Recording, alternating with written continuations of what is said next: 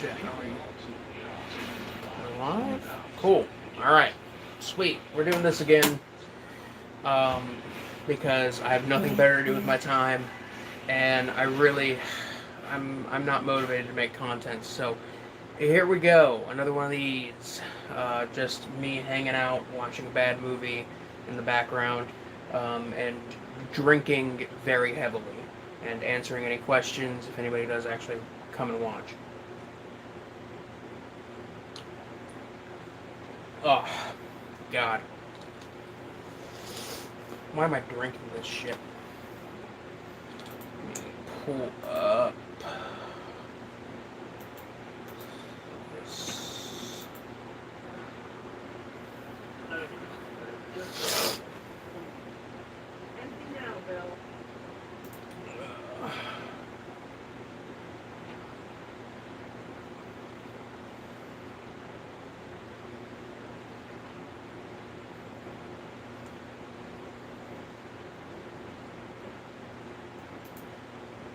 Okay, there we go. Got chat pulled up in a separate window.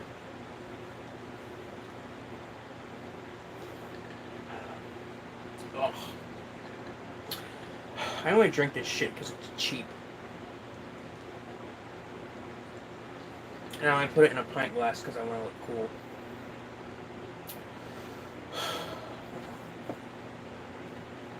Oh.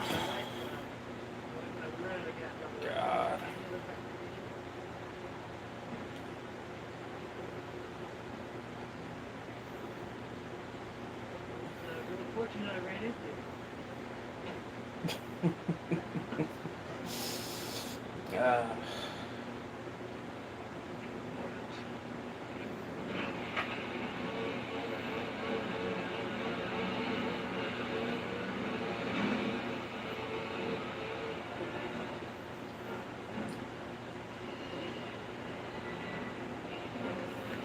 I'm just gonna sit here with a camera on me until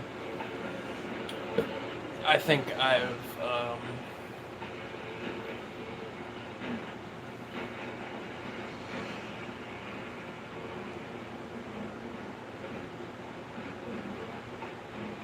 yeah, that's a video effect. Ah.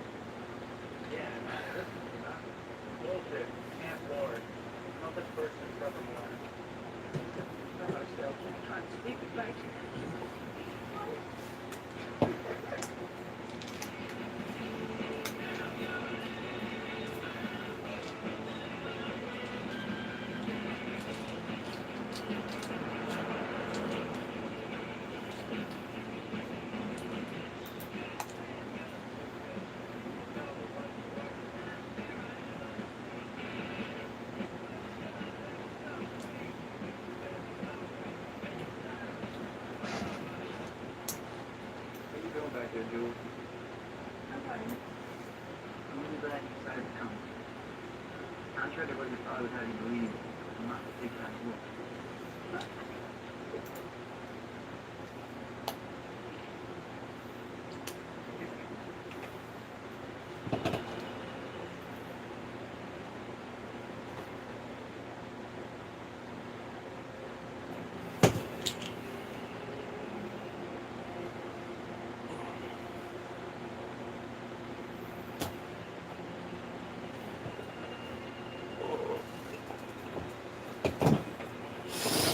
Oh, shit. Cool.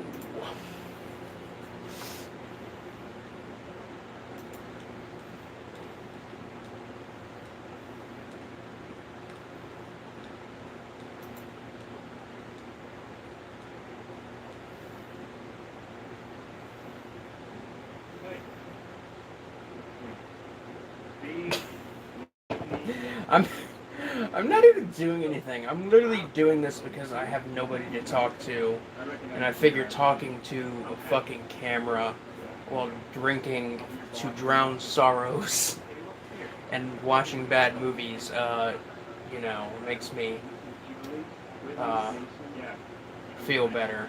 But yeah.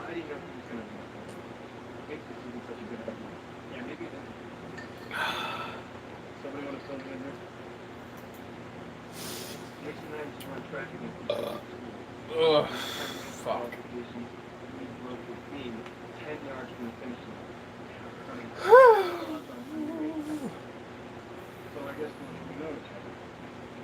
This is getting deleted in the morning, probably. I'm sorry there's some bad history here, guys. We got a job. Is this gonna be a problem? This could be like shot on video. No problem. Time to find out. Good. You got a lot of work to do. You guys have to move this wood and Tried to watch this movie many, many years ago. And I just completely gave up because I fell asleep. But now I'm actually trying to watch this garbage piece of cinema.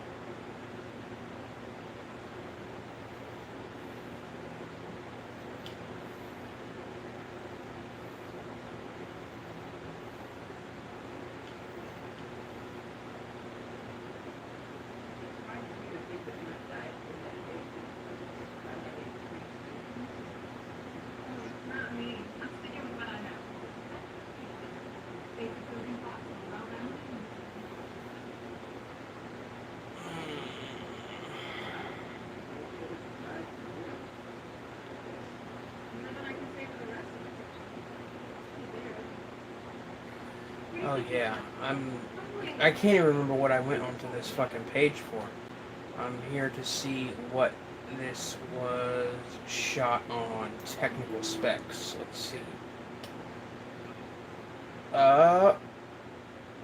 Bull bullshit. I call so much bullshit that Bloody Murder, the 2000 direct-to-video slasher from Bloody Murder was shot on 35mm. I refuse to believe it. This movie looks like shit, and it's stuck in full screen.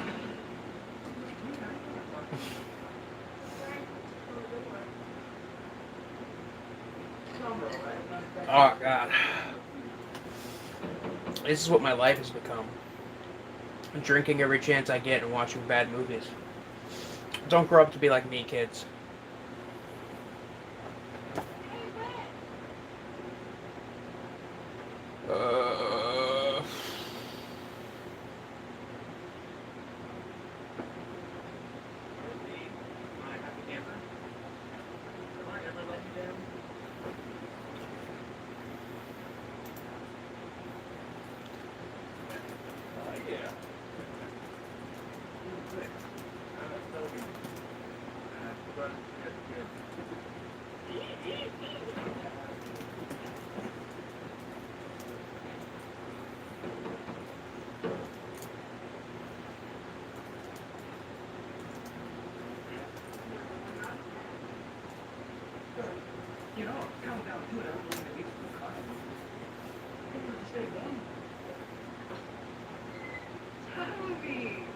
Word of advice for the summer?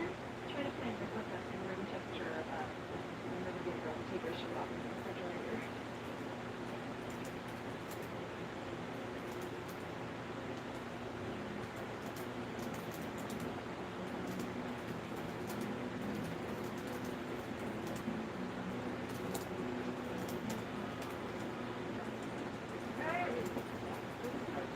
Dean, I swear to God, I'm gonna kill you.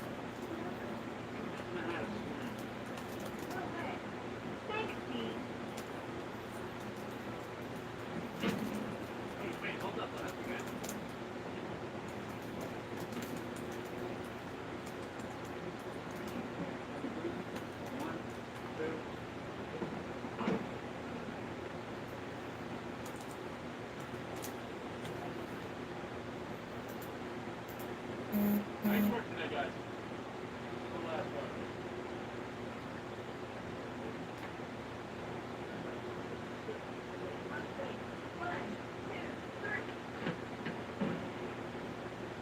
everybody.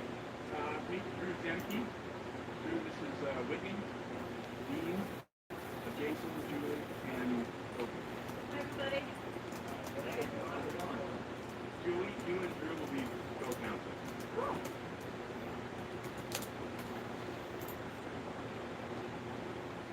Where are you from?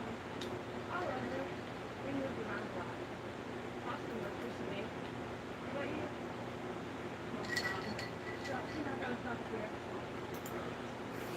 Yeah, not for good. I'm trying to be it for a while. After that, you really pay. I don't know. Come on, everybody knows your name. All the deep, dark, hidden secrets that everybody tries to ignore. That's good. Okay, we're up. That's it. We're there all night.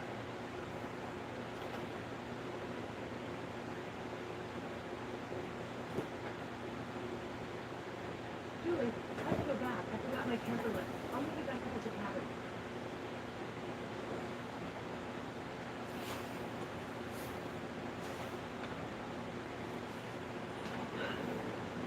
You scared me.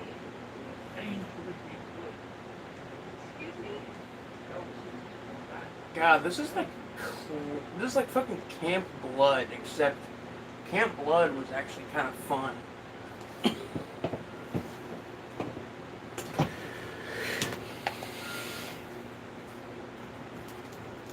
Parker.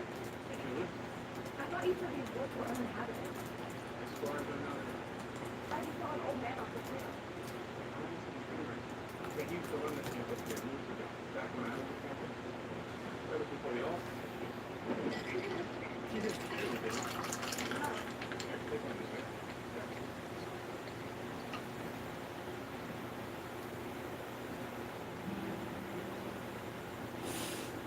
God, this stuff tastes fucking bad.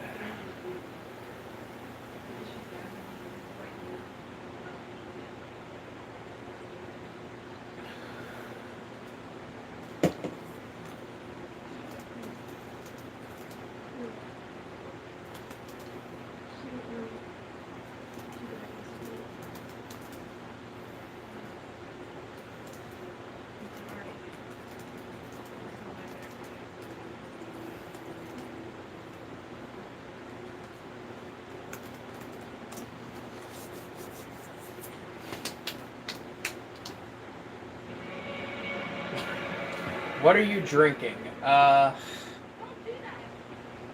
am drinking Mike's Hard Lemonade Strawberry Pineapple. I literally only buy this shit because it's cheap. And I try to mix it with like some soda or something so it's more tolerable, but it always ends up being fucking bad. I never learned my lesson.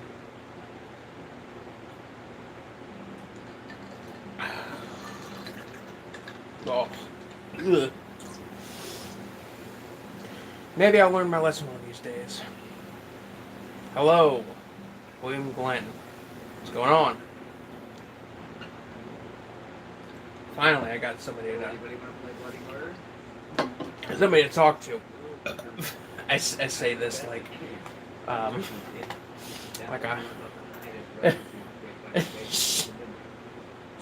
I don't even know what I'm fucking saying anymore. At midnight, they break off in several directions and try to find it. Whoever manages to find it first does Bloody Murder, and everybody comes back to the base. But if it manages to back even the Puerto Rican base, that person gets saved, and you take care of what you're in. Big groups make it work. Okay.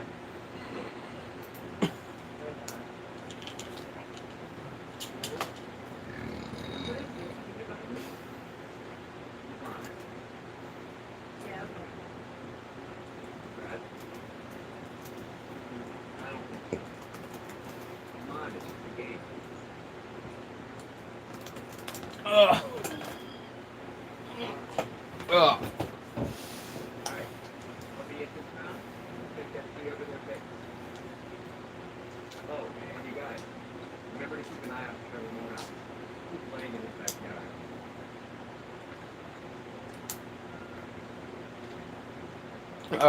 Shit. Jason, just show yourself so we can get this over with. How are my two only viewers doing tonight?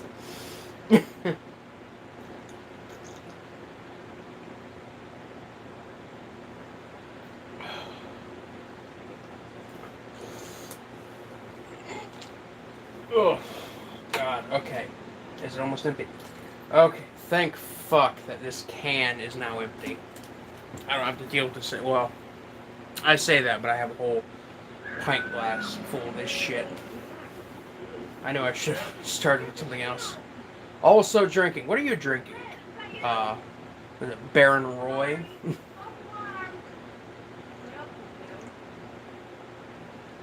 Pabst? Yeah, not bad. Not a big fan of Pabst personally, but I'm not a big beer guy in general anyway. I mainly stick to the fruity stuff. Although I do like a good nothing but the best. It's like every time I see Pabst in public, I think of the scene from Blue Velvet, where Dennis Hopper asks the kid like what kind of beer he likes, and he's like, "Oh, I like Heineken." He's like, "Heineken? Fuck that shit. Pabst Blue Ribbon." I do like Heineken personally. It's not. I can't do more than one, but you know, when I'm out, I'll have a Heineken every once in a while. I mainly stick to Blue Moon and like local beers and fruity stuff that usually tastes like liquid, not liquid death. Liquid death is good spring water, but like chemical warfare.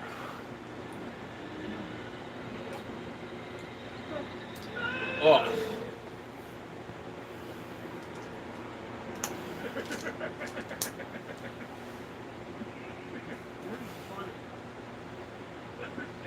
Man, did you see his face? Man, you know our feeling? Ah, shit. What happened? We were playing a joke on Brad and he tripped. Are you okay? Yeah.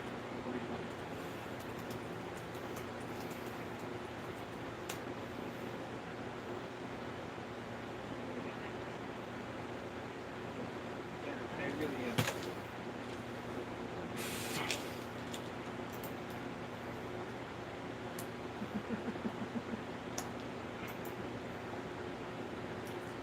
Why don't you at least hear me out? Well, what? You have a feeling for us? The little things you mean, Brad Thompson showing up doesn't exactly help. I'm not coming up here for me to get away from you. Instead, it's just a matter of course. I'll apologize first thing in the morning.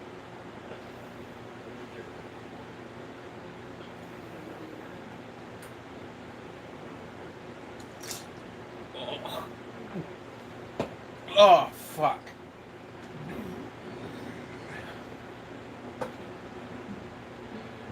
Why did I do that to myself? I'm crying now. Okay.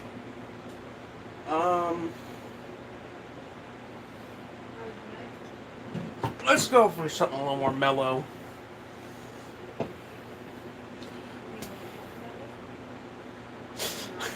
Slow down. I just wanted to get that shit out of the way.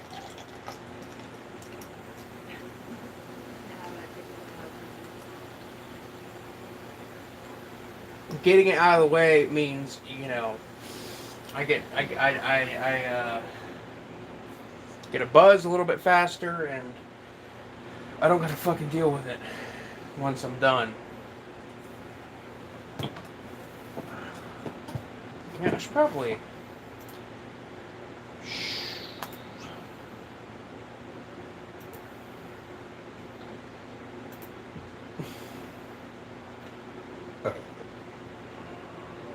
Oh no, not that.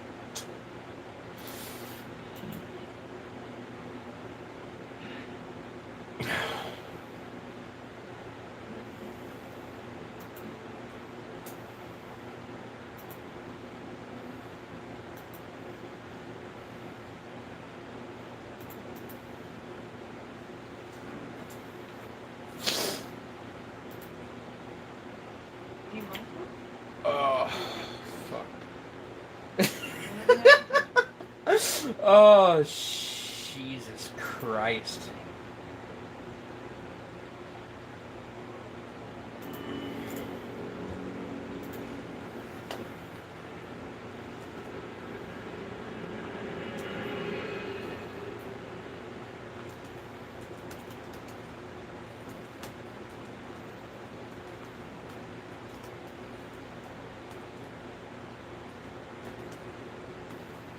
Tony, did Jason tell you if everything's going to apologize?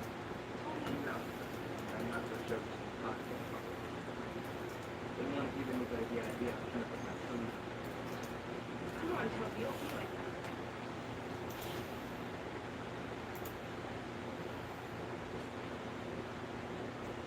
Hey, Brent, have you seen Jason around? No, sorry. No. Ah. I wish I had some more ice, but that requires We had a fight last leaving the room. night. And I was the time you ever slept. And that's a lot of work. No, I haven't seen him. He mentioned something last night about blowing up camp, in the road for a while.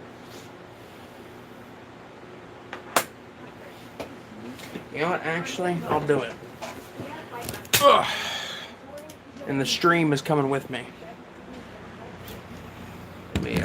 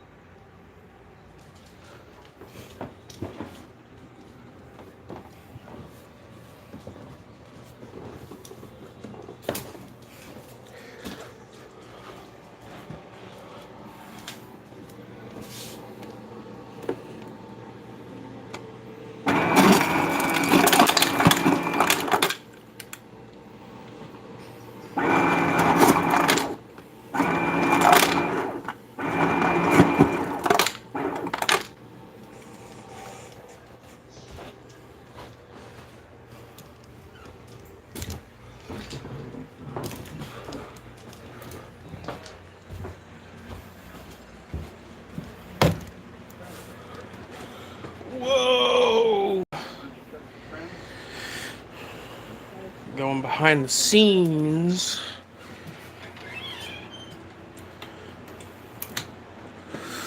Okay, that's enough of that.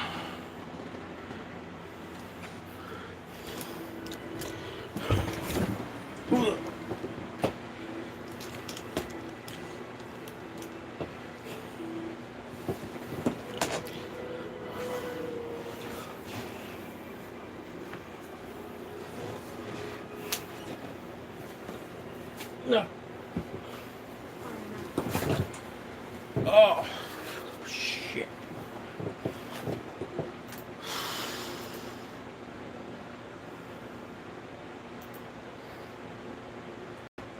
You should turn on a fucked up movie. I should. I really should. Um, right now I have, Bloody Murder going. Oh.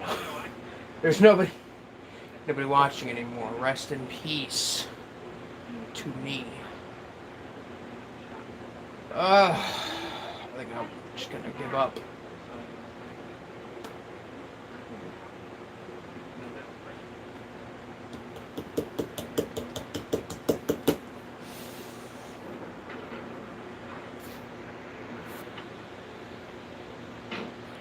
Stop it, Dean, I mean it.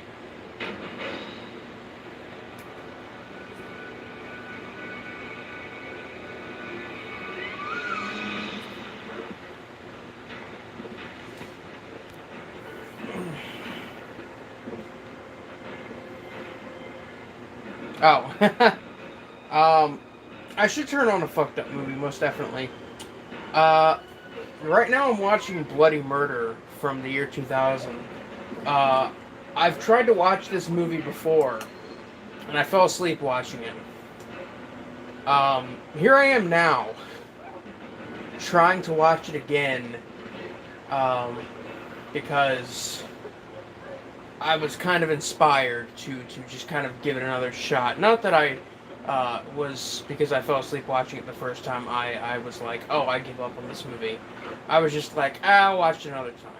I know that this movie is like notoriously an awful early 2000s direct-to-video slasher, but I kind of like direct-to-video slasher films, especially the some of the earlier or like mid 2000s ones are pretty interesting. Um, I don't really have any fucked up movies I really want to watch right now. The only one I personally kind of feel like watching, or I felt like watching recently, is maybe Sweet Movie, and I have not watched that one in many, many years. That one's a really interesting kind of art house comedy, but I do like that movie quite a bit, though. But I don't know. I just don't feel like watching fucked up movies right now. I'm kind of depressed because of some personal stuff, some stuff going on with my family right now. I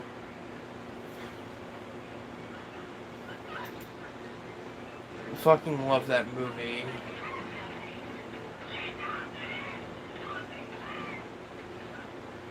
Has a similar. Yeah.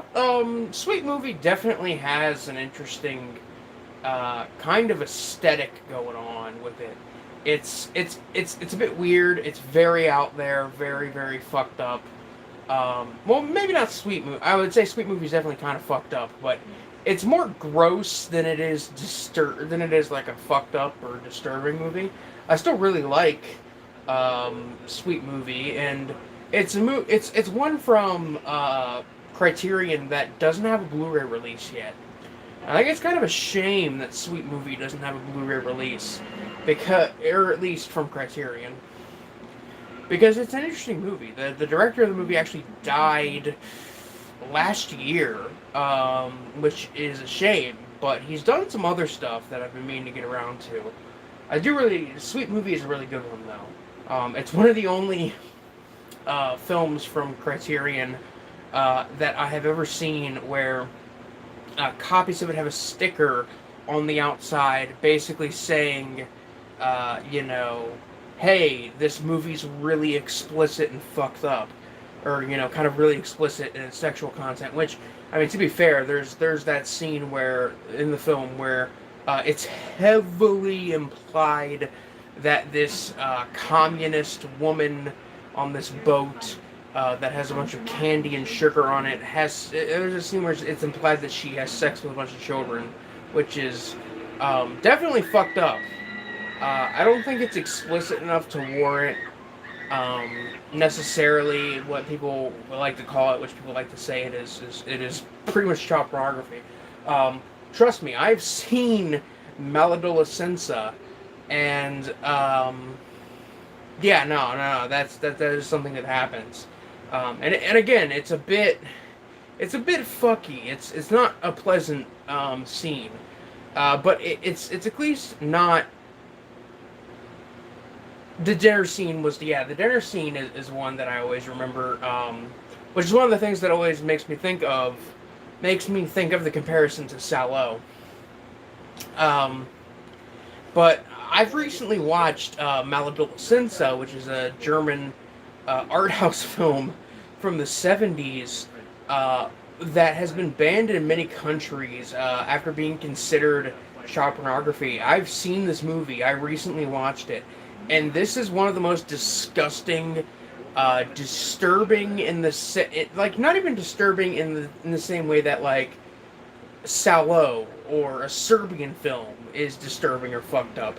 This movie actually features like I think the two girls in the movie are like ages 12, between the ages of like 12 and 14 years old. They're naked throughout a lot of the movie, and it's really fucking uncomfortable.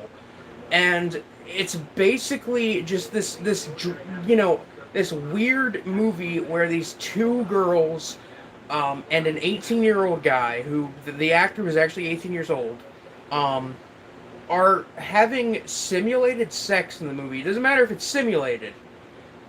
It's still really fucked up.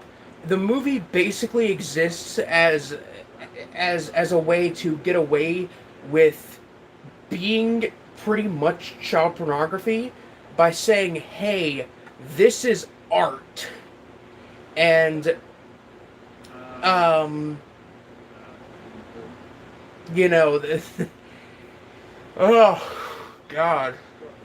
It's not a pleasant movie at all, by any means. I watched it because I heard it was an interesting kind of 70s art house flick, and I was genuinely interested. I had heard about the controversy surrounding it, but I was like, maybe it's over exaggerated. And then I watched it, and I was like, oh no, this is actually one of the most disgusting, sickening pieces of cinema ever made.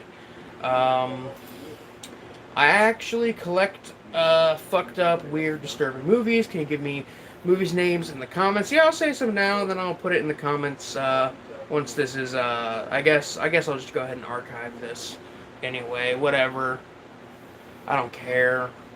Okay. Fucked up and disturbing movies. I would.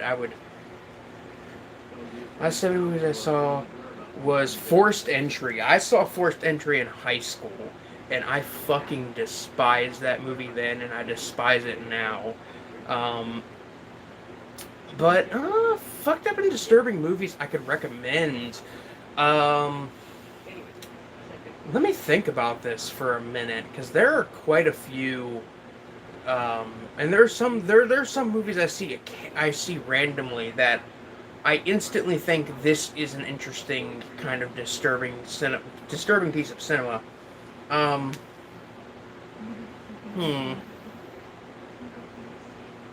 have a lot so far.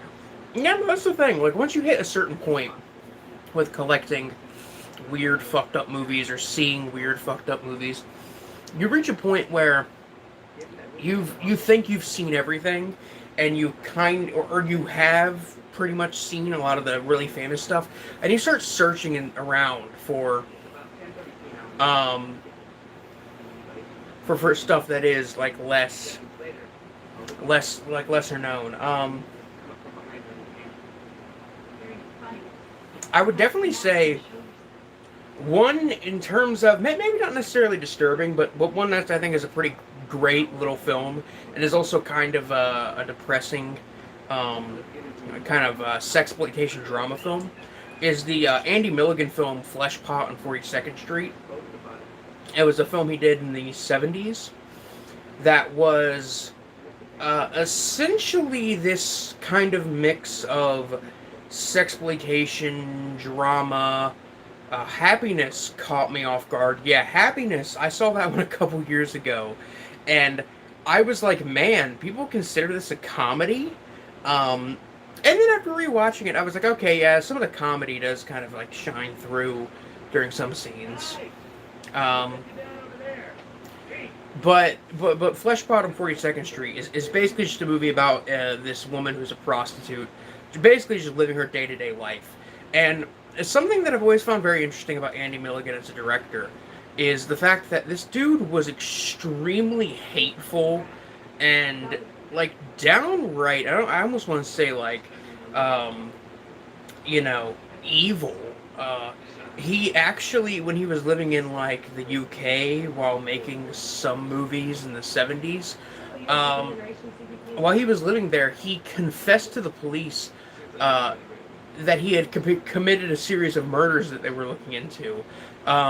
It turned out he was lying, or they couldn't find, like, the police couldn't find sufficient evidence to really back up his claims that he committed these murders. But he admitted to committing murders for the hell of it. Andy Milligan was a very fucked up human being, a very interesting guy. But his film, Fleshpot on 42nd Street, is a really depressing kind of like weird mix of art house drama sensibilities and hardcore pornography. There are quite a few sex scenes. There's a lot of sexual content in the film, obviously, but there's also a lot of really touching, strong, powerful, dramatic moments. And the ending is very bleak. and, downright depressing in its tone. Um, I would honestly recommend almost any Andy Milligan film if you're looking for something that's kind of a fucked up movie, because, his movies are bad, but when you look at his movies and after reading a bit about him, I've read like part of a book that is, basically an analysis of his films and like an autobiograph and not an autobiographical, but a biography about his life. After reading a bit about Andy Milligan, the dude was was fucking crazy. And after reading about him, I go back and I look at movies like Torture Dungeon and The Ghastly Ones, and Seeds, and I look at these movies and I think to myself, man, these movies are really, really fucked up when you realize that these movies are basically kind of mirrors of his own life, of his own persona, in some ways. I'll have to get some Andy Milligan movies. I would highly recommend the Blu-ray from Vinegar Syndrome of Seeds and Vapors. Seeds being his film from the 70s that was a, like, kind of giallo, like, slasher flick. And that one is really good. And, that one is really great, and Vapors, which is his first film that he ever made, which is a short film about like essentially about like the about the gay community in the '60s, and it's also the Vapors is a really great film. Andy Milligan was a really interesting guy. The Holy Mountain was a beautiful movie, most definitely. I love The Holy Mountain. It is one of my favorite movies. I'm actually planning on watching Santa Sangre a bit later on tonight. But that's like my favorite film from Jodorowsky. I'm actually planning on getting a Santa Sangre tattoo in the next few months. The Ghastly Ones was hilarious, especially since the director is yelling at them the whole time. Most definitely, The Ghastly Ones is a bad movie. A lot of Andy Milligan's films are bad movies, and I won't sit here and try to say that they are good. Because they are not. However, I do think that some of his movies are legit misunderstood. For prime example, I think a really big one that I think is misunderstood or misconstrued is Seeds, like I was talking about, because that's basically just a film about this weird, this weird dysfunctional family meeting over Christmas. And somebody is in the house with them, killing them all one by one. And there are moments and story beats within this that mirror Milligan's life. Andy Milligan was a fucked up guy. He supposedly had an incestuous relationship with his sister. His mother abused him quite a bit. His father wasn't really in his life. He was a closeted homosexual for many, many years, until the 60s rolled around, and he kind of started to really express his homosexuality.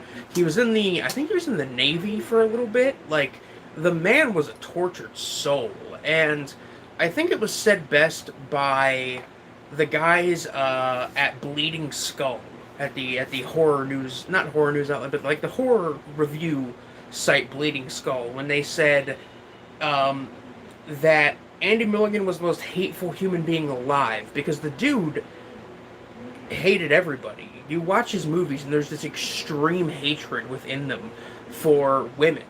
There's also this extreme hatred, and something that is often kind of put in his movies is something that I think is really interesting, which is he had a really fucked up life, fucked up childhood, most definitely. And his childhood was extremely traumatic for him. And as a result, when in his films, he kind of unintentionally put this common theme in his films, which is characters who have sex die, which is something that is seen in the slasher genre quite often. And don't get me wrong, the slasher genre has that trope, and it is there.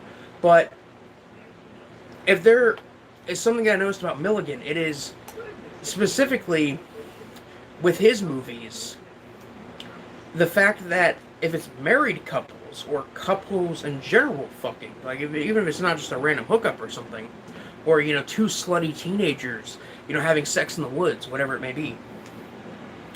When it is a couple, Milligan goes out of the way to make them die in a horrible, horrible way after fucking. And a lot of people believe that this is Milligan expressing his hatred for the family unit, for the, 2.5 kids in a white picket fence in the suburbs kind of family that has been portrayed as this positive kind of, I guess, institution throughout the history of American culture. And he kind of unintentionally made movies where attempting heterosex acts, attempting to continue the horrors of the family unit, results in your very violent and horrific death. And it's something that's in a lot of his movies, as well as stuff about very effeminate, almost stereotypical gay characters being mistreated by their mothers. And they're often just sitting there taking this abuse, taking these, insults and punishments. And a lot of people believe that is Milligan, like, kind of expressing his own hatred for his mother. Milligan was a very fucked up guy, is what I'm trying to get at. And I think he's a legit underrated director because he did do some movies that were actually good, and then he did some stuff that was not so good, that was kind of actually pretty fucking bad. Stuff like The Ghastly Ones, for prime example, or Surgikill. But the dude did interesting stuff throughout his entire career, and I think that's something that's kind of undeniable. Andy Milligan's movies, even if you are part of the group that thinks that his movies are the most boring things to ever be released, you can't deny even his boring shit is very unique, and its aesthetics and style.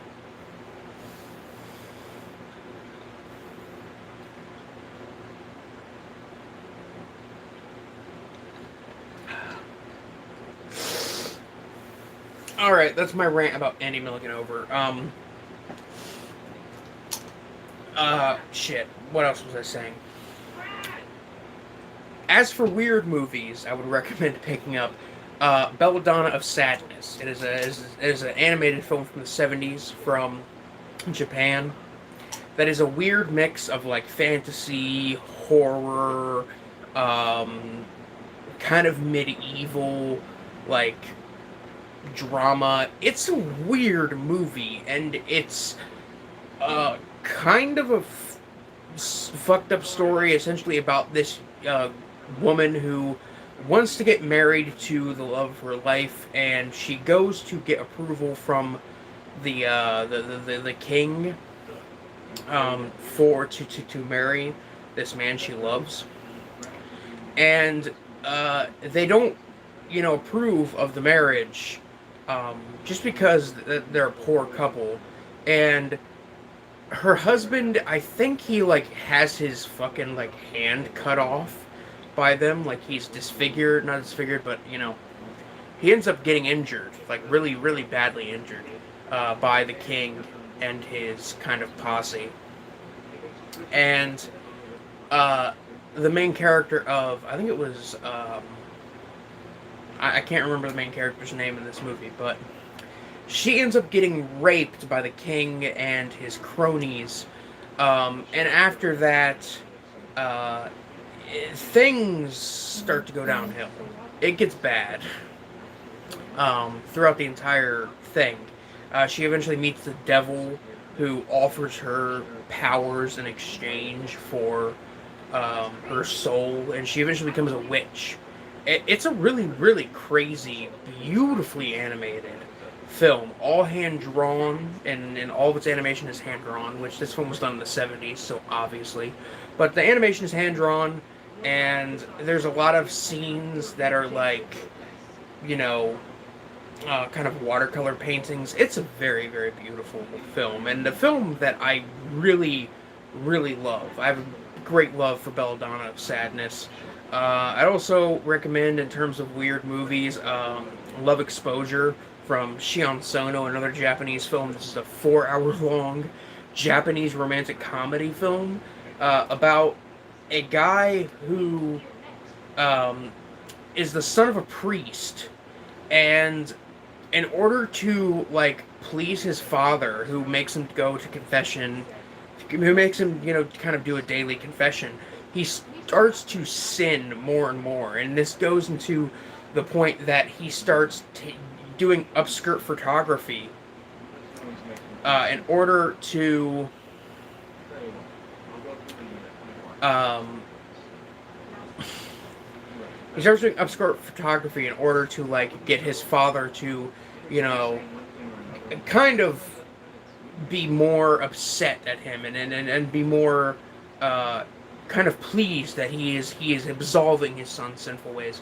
And through a series of weird events, he ends up in a love triangle with the leader of a like cult, and a woman who is like his destined true love, who he meets while he is dressing in drag after losing a bet, and gives himself a fake identity so that way he doesn't embarrass himself in front of her. It's a very bizarre fucking movie. It was shot on like digital video. It's a 4-hour long Japanese comedy, but it's directed by Shion Sono, who did Suicide Club and Cold Fish, and what else did he do? Strange Circus. He did a lot of really good stuff. Let's see. Have I ever watched Chimera? I think that's what it is. Let me Google this to make sure I haven't. I don't think I've heard about this.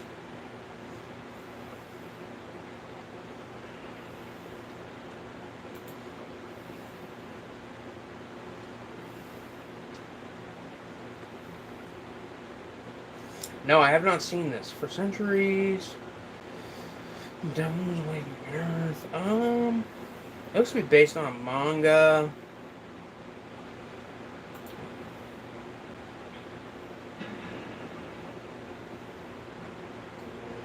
Yeah, no, I've never seen or heard of Chimera, but I'm sure it is. I mean, I've never even heard of this before, but you know, the '90s, sick shit. I mean, actually, I recently watched a thing about, you know, like really violent, horrific, disturbing anime series and anime movies and stuff. And I started looking into some of the stuff like Violence Jack and Fist of the North Star, which I already knew about Fist of the North Star. I've watched some of the anime of it. Shoujo Tsubaki, which is one that I really like. That one is really disturbing as well. You know, there's a lot of like anime OVAs and kind of 80s anime series and anime movies and stuff like that I really need to get around to seeing. You know, one of the ones I've been meaning to get around to for the longest time, but I just have not gotten around to it, is one called shit, what was it? Genocyber, which is like a cyberpunk kind of mecha anime, but it's also apparently really, really fucked up and violent. I've been meaning to look into that one, but I haven't looked into it as of yet. But still, you know, there's a lot of anime I need to watch, need to catch up on. But meanwhile, I'm just sitting here rewatching Belladonna of Sadness and End of Evangelion for the 10 millionth fucking time.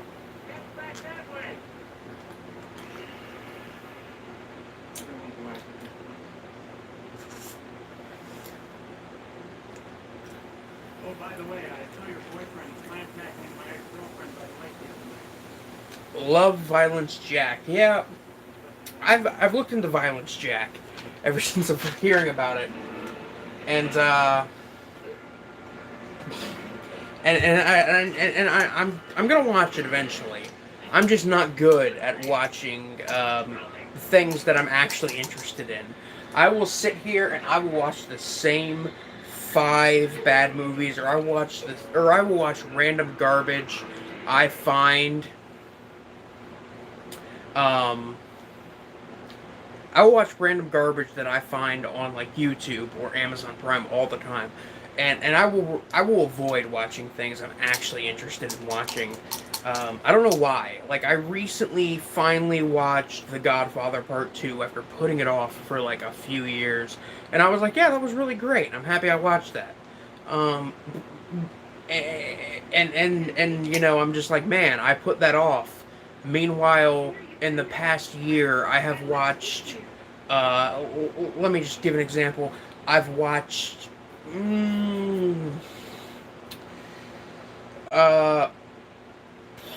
I can't even think of a movie that I've watched more than once in the last year. I watched The Lighthouse like 3 times. You know, a movie that's almost 2 hours long, but still. Violence Jack. Okay, let me see here. Are you going to see Halloween Kills this year? Apparently it's the most brutal one. I will be checking out Halloween Kills when it comes out. I saw the 2018 Halloween when it came out, and I was like, you know what? This is not that great, but I kind of like it. I kind of enjoyed it, so... You know, I will definitely check out Halloween Kills once it comes out. I want to get into Genocyber 2. Some of my favorites are Violence Jack and Legend of the Overfiend. I have Legend of the Overfiend on my hard drive.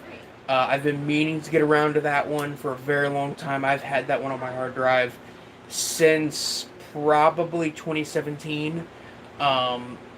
You know, I know that one is like a weird, like, Uroguro, like, I guess hentai, I guess, sort of, like it's partially kind of like meant to be erotic, but I'm not, which I guess is part of why I don't want to watch it, because I'm just like, when it comes to Uroguro, I'm not, you know, very big on it, other than stuff like, fuck, what was that one? What's that one movie? From Oshimanagisa. In the Realm of the Senses. That is one that I have been... That is one of my favorite movies of all time. And that movie's part of the kind of Uroguro genre. I really love Oshimanagisa's films. You should check out Devilman. I've been meaning to check out the like older adaptation of Devilman, as well as the Netflix adaptation Devilman Crybaby. I've been meaning to check those out, but I'm just so bad about watching shit.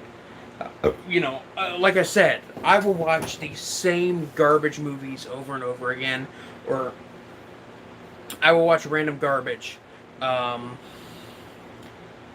You know, over watching stuff that's actually good 9 times out of 10. I mean, hell, right now I'm watching Bloody Murder from the year 2000. That's what I'm watching right now. And I could be watching literally anything else. I could be watching Guilty of Romance, which is a film I've been meaning to get around to for a very long time. But still, yeah. Jamie Lee Curtis still holds up as the best waifu in the Halloween franchise, ignoring Halloween Resurrection. Yeah, no, I've always thought Jamie Lee Curtis was actually pretty attractive. I really like Jamie Lee Curtis. You know, she's very cute, and she's also just like legit a good actress. I watched on New Year's Eve Terror Train. I rewatched that one on New Year's Eve because that's a New Year's Eve themed slasher film, or set slasher film, and she's also really good in that one. I really like Terror Train and Halloween quite a bit. Let's see. I picked up the VHS of Bloody Murder 1 and 2. Too funny, the worst. They're some of the worst films ever. But Bloody Murder 2 has an amazing intro kill. The rest is shit. Yeah, I've been meaning to watch. I've really been meaning to watch these movies, Bloody Murder 1 and 2, for the longest time, because the cover art always interested me, despite the cover art being really bad. And I figured that, like, if I'm gonna do a drunk Q&A live stream, I may as well put these on in the background, because I'm gonna be bored watching them either way.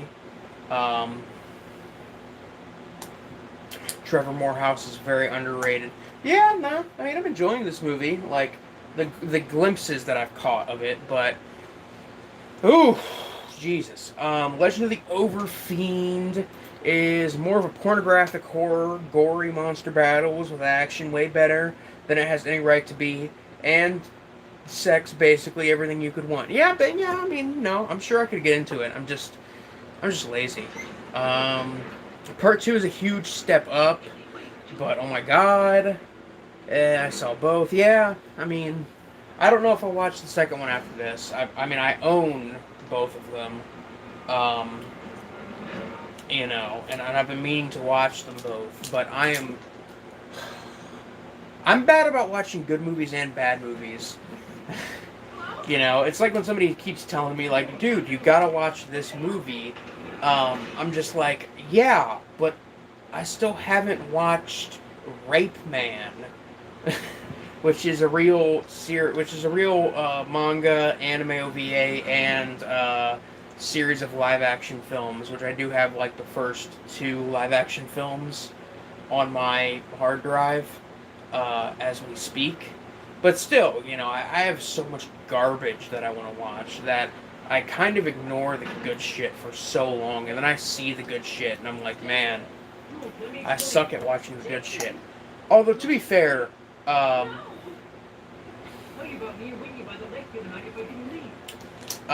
know, to be completely fair, I do really like a lot of,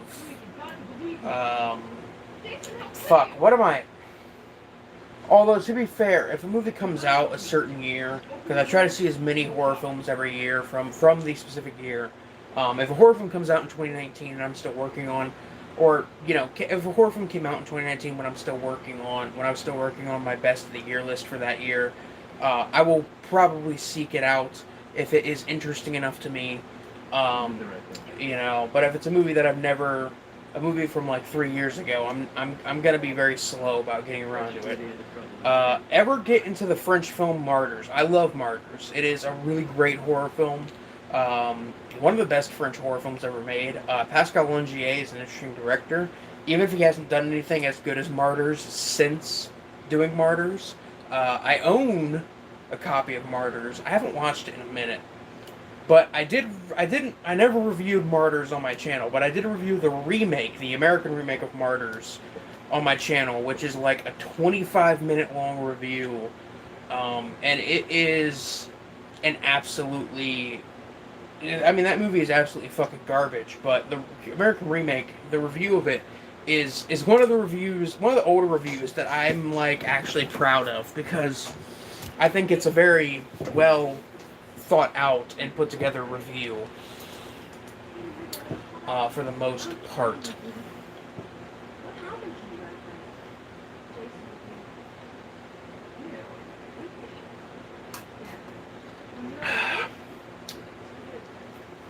Ugh.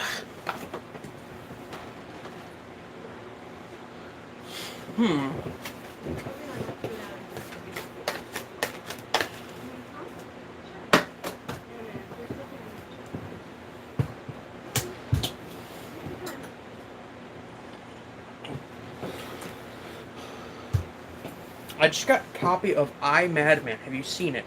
This will be my first viewing. I haven't seen I, Madman yet. That's one that has been on my watch list. There's another one on my watch list for quite a while. I'm pretty sure the guy who directed I, Madman, if I'm not mistaken, let me double check. this guy.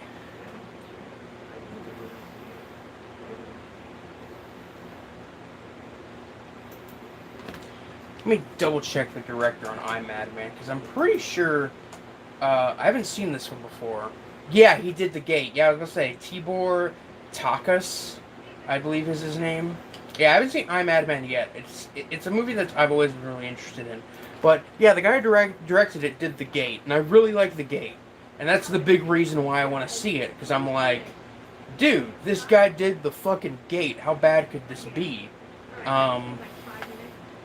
You know, but then I actually looked through his filmography, and I'm like, okay, he also did The Gate 2, which was bad, but I kind of like that one. Let's see, what else did he do? Sabrina the Teenage Witch, this Crow Stairway to Heaven TV series, the TV movie. Oh, he directed the fucking TV movie of Mansquito. I remember watching that shit, like, when it fucking aired. That one was fucking wild.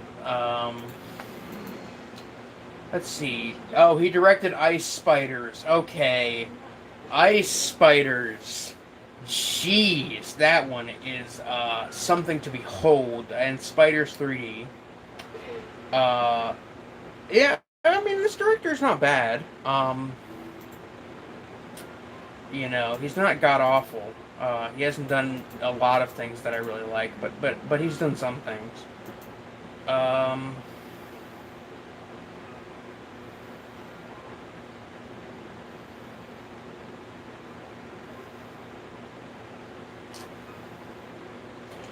Texas Chainsaw Massacre 4 was weird but bad. Was weird and bad, but Renee Zellweger was cute though. Yeah, Texas Chainsaw Massacre: The Next Generation is underrated. Let me do something here real quick, just to show something here.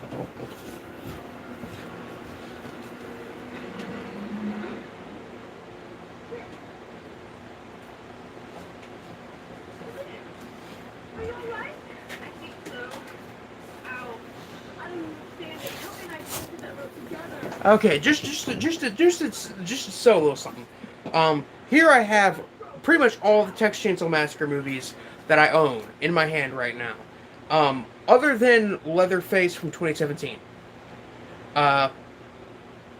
Now, let's just go through, real quick, and let me show you these movies, alright? We got the remake, which is a film that I think is pretty underrated. We got the original, which is kind of a classic, need to upgrade. This is like a 2003 DVD, I need to get the Blu-ray. We got the second one, my personal favorite in the series, and one that I need to get on Blu-ray most definitely. This one is like a main priority. We got the third one, which is god-awful, but I really enjoy it. And then we got the fourth one. Now notice something here. Notice that all of the Texas Chainsaw Massacre movies that I own are on DVD, other than the fourth one, which is on Blu-ray. And that says something about me as a horror fan, now doesn't it? The fourth Texas Chainsaw Massacre movie is like probably my second favorite in the series behind the second one. I love this movie. It is so hilarious and weird and bizarre, and I think the craziest thing about this movie is the fact that it's written and directed by Kim Hinkle, who co-wrote the original film, which has me thinking, if he would have directed the original, would it have been as weird as this? Maybe, maybe not. Either way. Ugh. Favorite Herschel Gordon Lewis film? I'm gonna have to go off screen again. Yeah, part 3 did have, the third one did have, Ken Foray in it, who was in Dawn of the Dead, and I really love his role in Dawn of the Dead. 1 second, as I answer this question about favorite Herschel Gordon Lewis film. I gotta go off screen again to grab something.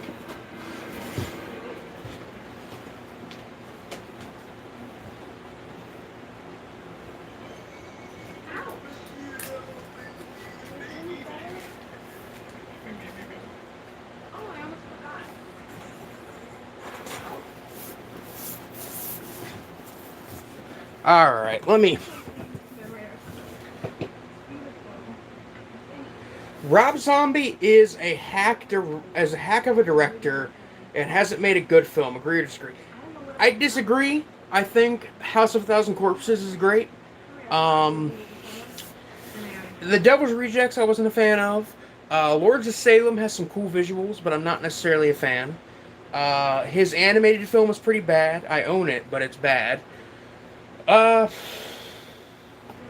his Halloween remakes are. His Halloween remake is okay, I guess. Like, it's got some moments. The sequel, it has some moments as well, but it's not good. Um, Three from Hell, I personally really enjoyed. I enjoyed it more than The Devil's Rejects. I know that's kind of sacrilege, but still. He's made at least one good movie, which is House of a Thousand Corpses, but I can understand when people hate him. But to get back to the question of favorite Herschel Gordon Lewis film, let me see. I've only seen Blood Feast and loved that one. It's campy as hell, but those gore effects are light years ahead of their time. I have here the Herschel Gordon Lewis Feast box set from Arrow Video, my prized possession. This is like $100 box set. I think it's out of print now. It's like 100. This is. I think this is out of print. It's like it was limited to like 3,000. I think. I really love this set. It is a really great set. It's a really, really nice release. It has 14 of his titles on it, including Blood Feast, Scum of the Earth, 2000 Maniacs, Moonshine Mountain, Color Me Blood Red, Something Weird, The Gruesome Twosome, A Taste of Blood, She-Devils on Wheels, Just for the Hell of It, How to Make a Doll, The Wizard of Gore, The Gore Gore Girls, and This Stuff Will Kill Ya. This whole set is beautiful. This box set is beautiful. It is a fucking cereal box. But to go through this set and just look at just look at some titles that I would personally recommend, and I also just kind of want to show off this set. It's very nice, very premium. Like holy hell, is this set nice? But that's Scum of the Earth and Blood Feast, which I would recommend Blood Feast, but Scum of the Earth is okay. Next is 2000 Maniacs and Moonshine Mountain. Moonshine Mountain is a weird like exploitation comedy that I'm not too big on. 2000 Maniacs, on the other hand, is highly recommendable, and I think it is a better exploitation horror film than the Texas Chainsaw Massacre. Next, we got Color Me Blood Red and Something Weird, both highly recommendable films. Color Me Blood Red, I wasn't the biggest fan of until I rewatched it last year. Something Weird is a really interesting horror film about LSD and like witches and fucking telekinesis. The Gruesome Twosome and A Taste of Blood. These two, I think, are pretty underrated titles from Herschel. The Gruesome Twosome specifically, which is an interesting one that is about a woman who makes wigs out of human hair, and her son is a serial killer who scalps women and then she makes wigs. Taste of Blood was Herschel's attempt at making a vampire film, and it's his first film that he claims is like his first serious horror film. It's like a 2-hour-long movie, and I remember liking that one quite a bit. As for the second fucking volume in this set, this one contains my personal favorite Herschel Gordon Lewis film, and one that is one I would recommend to just about everybody, especially as a starter film from Herschel, or one of the first ones you see from him, which I'll get to it in a second. I also watched it with my boyfriend, and he did not seem to understand why I love it, but either way, starting off, we got She-Devils on Wheels and Just for the Hell of It, which, She-Devils on Wheels was an interesting one. It's a, like, female biker gang movie that he did, and he did it as a result of people saying, hey, you make so many movies about guys that kill women, why not make a movie about women that kill guys? And this was the result with She-Devils on Wheels, which is a very interesting one. Just for the Hell of It is a teen exploitation film he made, which is probably his most misogynistic and disturbing film. Um, there's a scene in there that is really really rough. It's a rape scene that's really horrific. And we got How to Make a Doll, which is a weird science fiction sex comedy he made that is really bad. And here we have the one that I was mentioning, that is my favorite from him. One of my favorites from him. They're both among my favorite movies of all time. That and Blood Feast. But I'm talking about the fucking Wizard of Gore.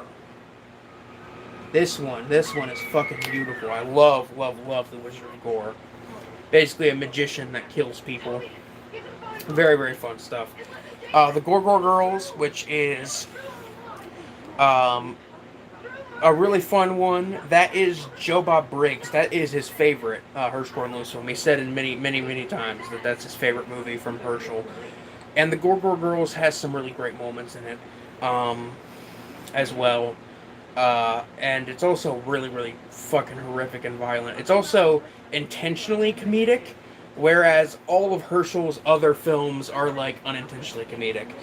This Stuff Will Kill You is like a exploitation film about moonshine. I wasn't a big fan of that one. And then finally we got some different versions of certain films: A Taste of Blood, The Wizard of Gore, Blood Feast, Scum of the Earth, and Color Me Blood Red. And I think 3.33 by 1 versions of the film, as well as a bonus film, which is the documentary about Herschel, which I've seen, and it's a very good documentary. If you want to know more about Herschel as a filmmaker, this is definitely a documentary to check out. This documentary, Herschel Gordon Lewis, Godfather of Gore, which I would recommend that documentary quite a bit. It's directed by... Who the fuck? Who directed that documentary about him? I'm pretty sure it was Frank Henenlotter, who was the director of Basket Case, which is a classic in and of itself. But on top of that, we also got... I just want to keep showing stuff off in this release.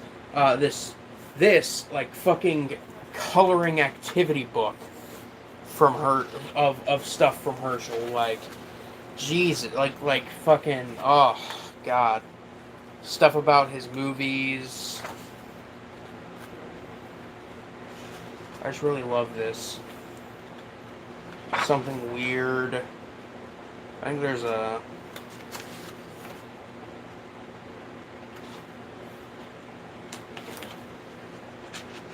Scum of the Earth, like, comic strip.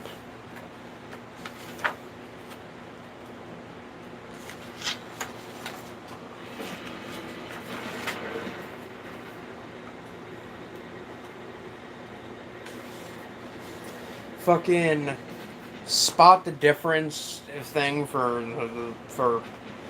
the Gruesome Twosome, 2000 Maniacs Maze. Either way, Herschel was a very great director, and he's got a lot of really great stuff out there. It's a shame he had to pass away so young. I say so young, but he was in his 90s.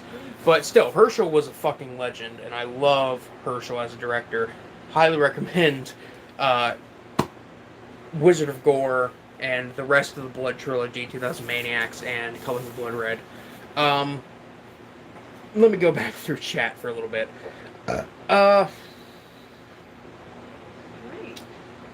June.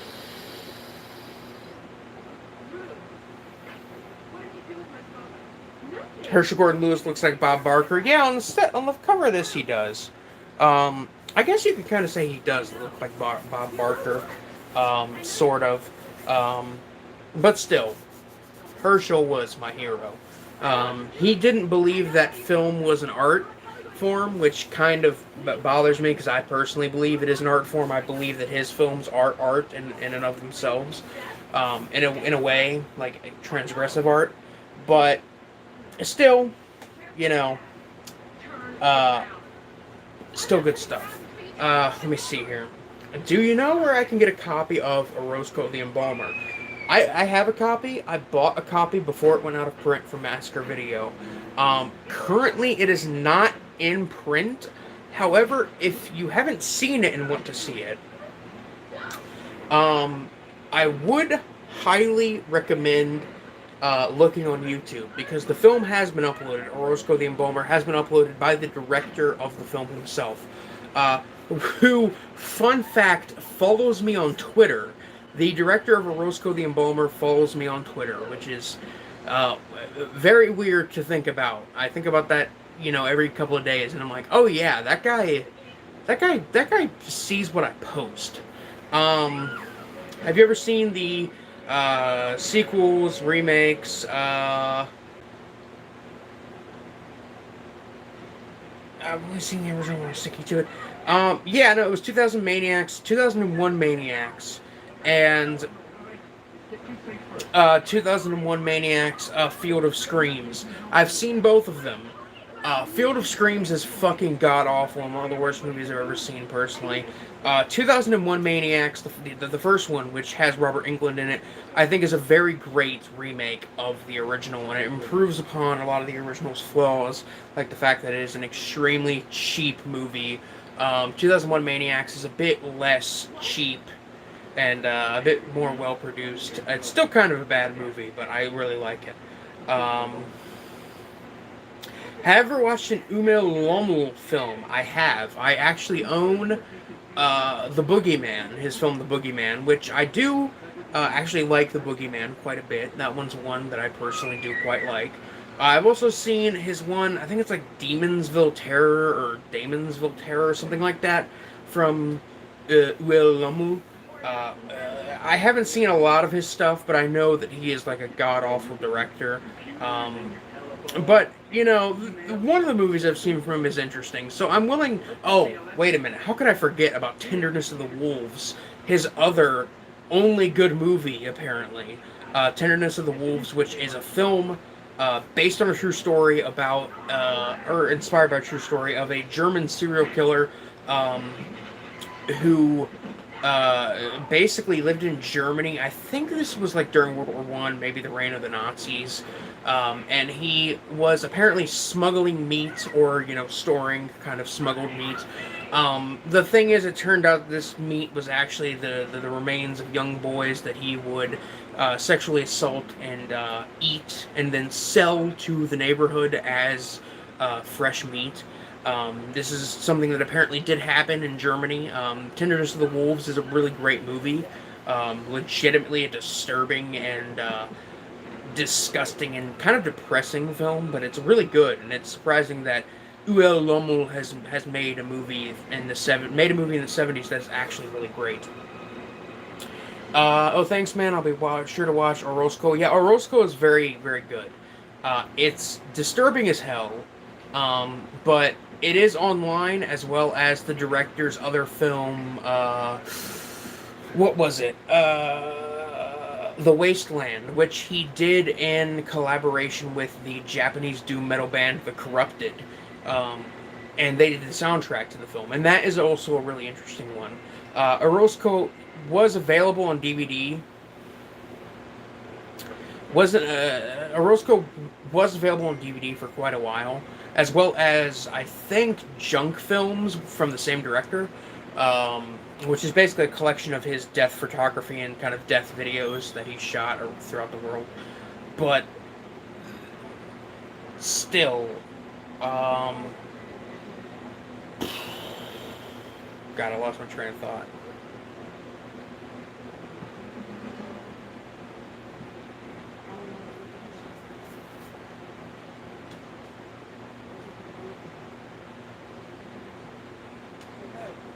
One moment.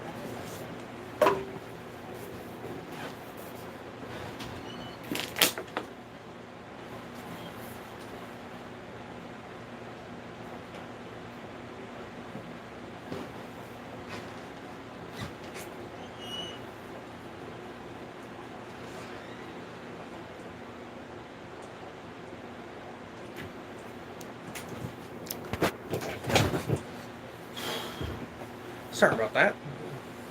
heard some noises, got a bit paranoid. Either way, Orozco was available for Massacre Video for quite a while. It's out of print now, but from what I've heard this from Massacre themselves, that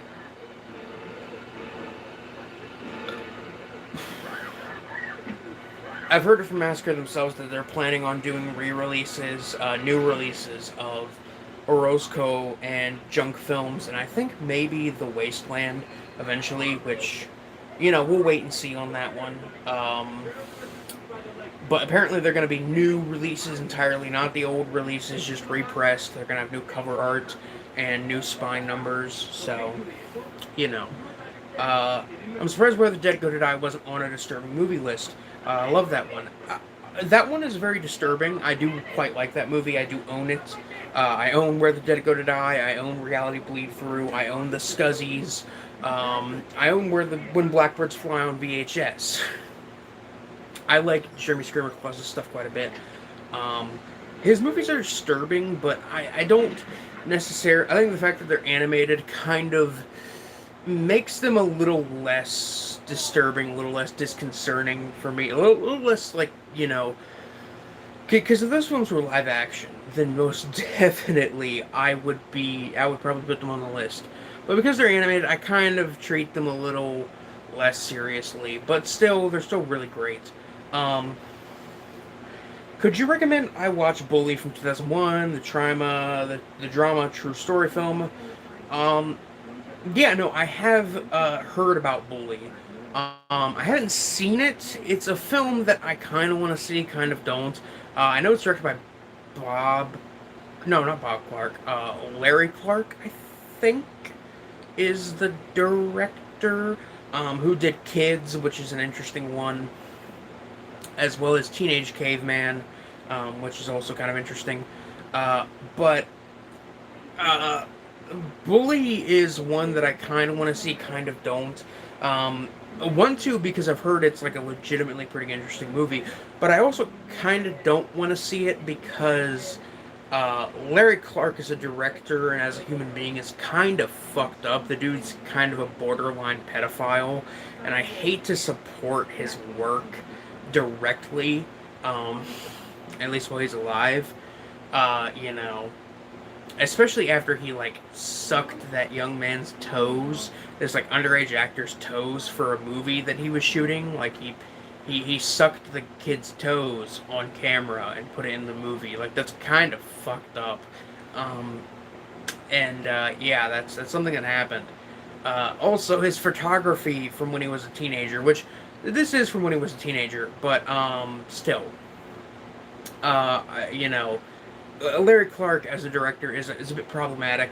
I at least want to wait until he dies to watch his stuff. Same with Roman Polanski. I don't want to watch any of his movies, even the stuff that's really famous and good, like The Pianist, for example, which is one that people always say is his best film. I don't want to watch his stuff until after he's dead because he is a fucking pedophile, or Roman Polanski most definitely is. He's a pedophile and a rapist, but.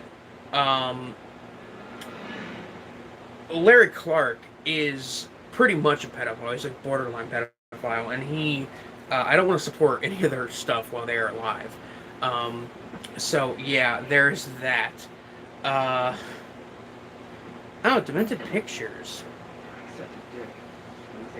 Let me do something here real quick. Yeah, well, don't be a fan of decision of whether or not to sleep with you. I'll try not to. I'm not interrupting anything.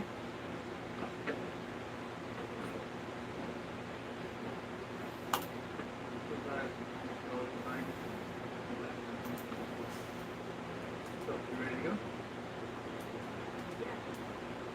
Okay, Toby? Go on, film somebody.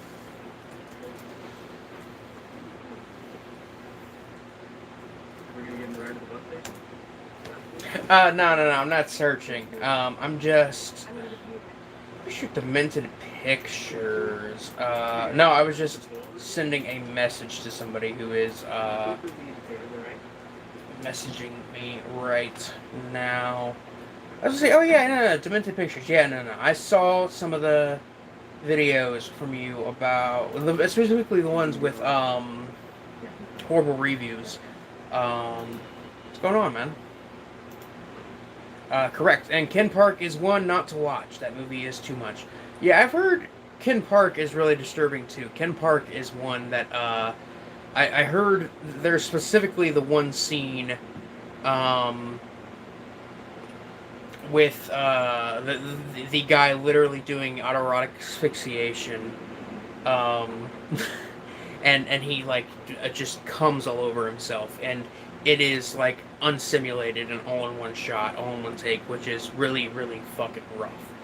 I may be working on his return. I really hope so, because horrible reviews. The dude is a fucking legend in my eyes. Like, he's one of the big reasons I do what I do now, which is talk about weird, disturbing, bad movies. I personally believe I'm nowhere near as good as him, but I always really liked his content, and the guy from It Chapter 2 did that masturbation scene. I did not know that. Jesus Christ. That is fucking wild. Jeez.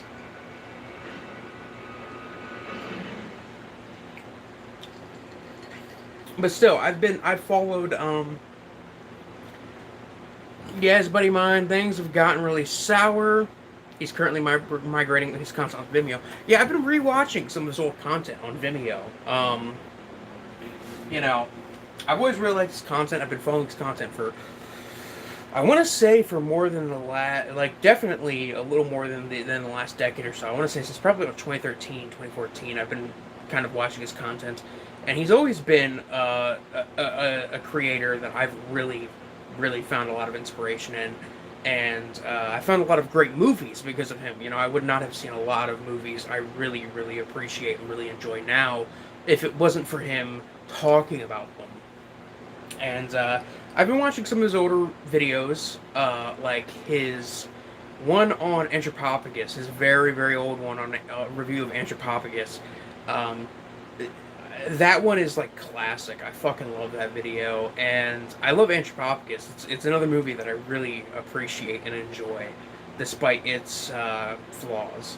But I appreciate a lot of movies despite their flaws. I mean, hell, I have posters on my wall right now for Kathy's Curse and The Hills Have Eyes Part 2. Was chatting earlier today. I'll be releasing a video soon explaining what's going on with this content. Yeah, no, definitely. I would definitely say spreading the word about him, re-uploading onto Vimeo, and everything. Would be a good thing to do. I remember when his channel got deleted initially. I was like, oh my god. Because the thing is, the same day, I had been in the mood to rewatch, one of his old Disturbing Movies videos. I think it might have been his one, where he talked about Feed, because I had recently watched Feed for the first time. And I remember him talking about it, and he was like, yeah, I remember watching that video, and I watched it myself, and I was like, oh yeah, Feed is pretty fucking bad. And I wanted to rewatch it, and then I see, oh, his channel has been absolutely destroyed, and that's very, very upsetting to see. I think I even mentioned him when I did my last drunk Q&A, last week. I think I mentioned him and said something like, he's I'm pretty sure I said something about his content and how Susan Wojcicki just absolutely destroyed him, which is a shame, definitely. Thoughts on the Hellraiser series? I love the Hellraiser movies. The first 5 I really enjoy, especially the 5th one, Inferno. I think that one's pretty underrated. As for after 5, it gets really rough until Hellworld, which was the 8th one, and Judgment. Hellworld was really, really entertaining and interesting. And Judgment was actually a good return to form for the series. Favorite Giallo film? That's a hard one for me. Because I'm not too big into the Giallo genre, but there are some that I really like. I'd probably have to say Dario Argento's Opera is my favorite. That was one of the first Giallo films I ever saw. And, you know, Opera is one of the first Dario Argento films I ever saw. It was one of the first Giallo films I ever saw. I've always had a great love for Opera. I'd also have to say, just like a quick shout out to a Giallo film that isn't even a Giallo film. It is a Hong Kong Category 3 horror film called Corpse Mania. That one is basically a Hong Kong Giallo film. Like, the style mirrors that of, like, Deep Red and Suspiria. Also, Blood and Black Lace is one that the Mario Bava film, which is considered the first Giallo film. I've always really liked that one too. We're all feeling it, man. I've got some big names involved to create a pitch to YouTube on recognizing the social acceptance of horror. Most definitely, I think we do need, because you know, the thing is about the horror genre is I think it's an immensely underappreciated and disrespected genre. I mean, hell, the Oscars this year, they completely fucking snubbed The Lighthouse, and I personally think that it should have been that, you know, Willem Dafoe should have been nominated for Best Actor. At least nominated, but they only got one nomination, and that was for Best Cinematography, and they didn't even win. But, you know, the horror genre is one that I think is immensely underappreciated and overlooked, because there are a lot of bad horror films there are a lot of bad movies within the genre, most definitely. Most definitely bad movies within the genre. You know, you have, like, for every Suspiria, for every Halloween, for every Eraserhead or Texas Chainsaw Massacre, you have 1,000,001, you know, movies that are like Splatter University or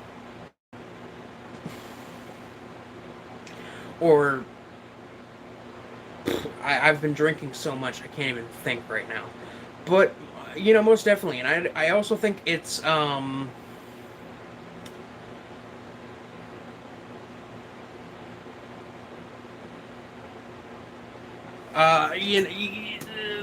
genre is just really I've had too much to drink. I can't fucking think.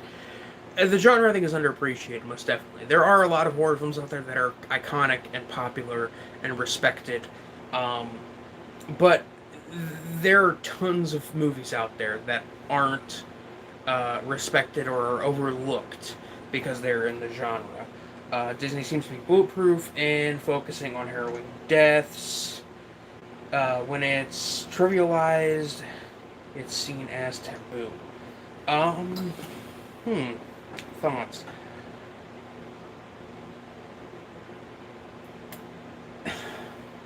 That's the thing. Disney owns, like, everything right now, you know? They own everything, pretty much everything. I mean, they own Fox. As of now, they own Alien and Rocky Horror Picture Show and, 1,000,001 other horror titles, pretty much, at this point. Not even just horror titles, but titles in general. And, you know, I would be lying if I said I'm the best. I'm an expert on Disney films or films produced by Disney or connected to Disney, because I'm not. However, I do think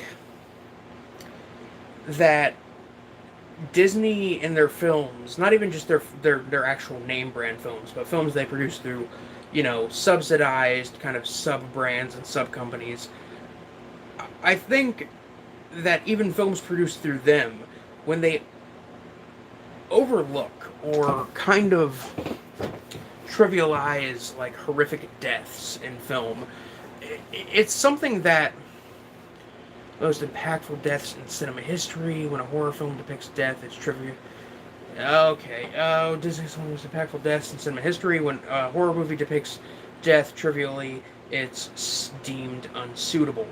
Uh, yeah. I mean, the genre is God. I am fucking. I keep saying the genre, and I'm. Oh God. Okay. Okay. One moment. I gotta gather myself.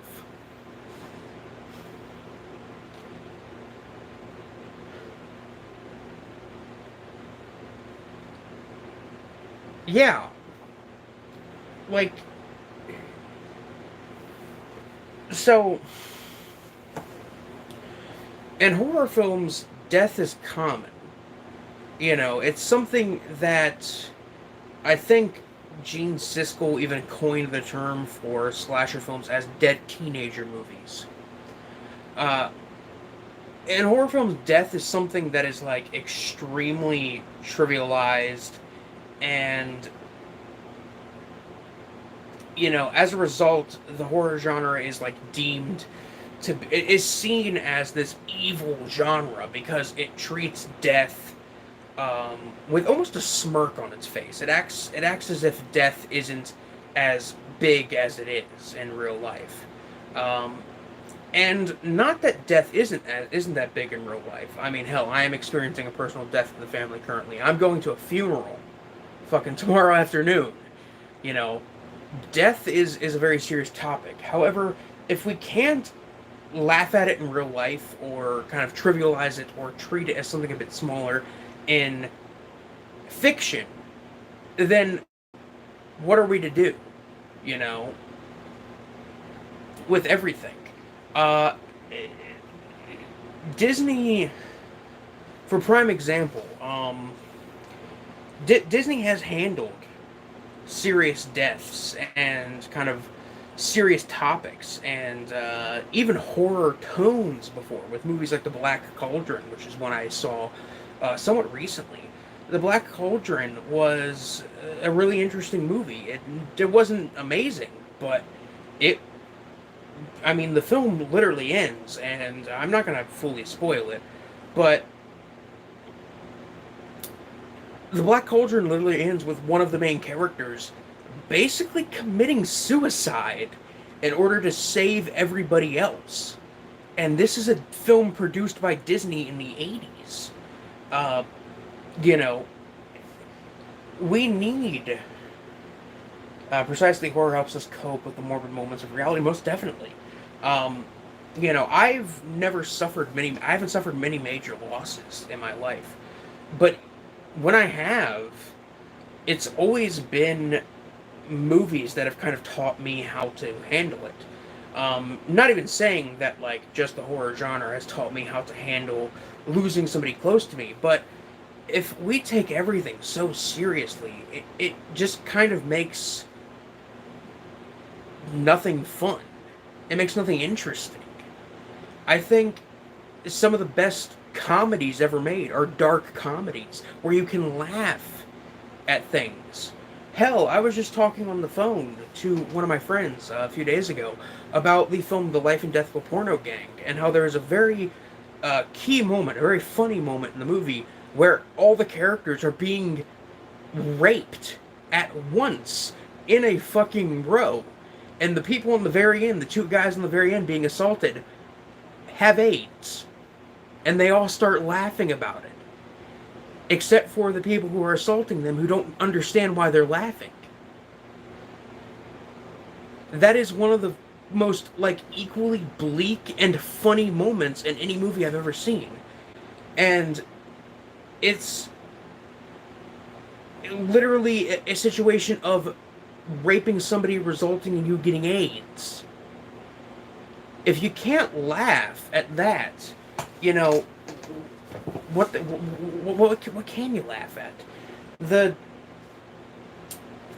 I just think it's weird that you have like Bambi's mother getting shot, for prime example, and it's considered this, you know, dark, depressing, harrowing thing. And it is because it's in a serious tone, it's in a serious setting. But you have a teenager getting cut in half by a guy wearing a hockey mask because he fucked his girlfriend, and that's deemed, disgusting. That's seen as horrid, kind of I guess. Is irrehensible? I'm probably using the wrong word. But it's seen as something that is completely immoral, wrong. Yet, like, I can't even say what I'm fucking trying to say here. Ugh, I hate doing these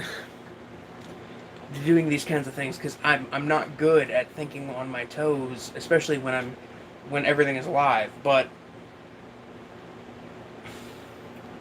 I know what you're saying. Thank you. I'm trying my best over here. Jesus. But still, I just think, like, we should be able to handle like the horror genre. Like, there are great horror films out there where nobody dies. I think one of the best examples is probably Eraserhead, although it could be interpreted as certain characters dying in Eraserhead. But Eraserhead, prime example, is a film where pretty much there's no real deaths in the film, and it's this creepy, uncomfortable, yet also extremely hilarious movie. There's plenty of things about life that mirror film, and there's plenty of things, and not even just the horror genre. As somebody who loves film in general, I think that there's a lot we can learn from cinema as an art.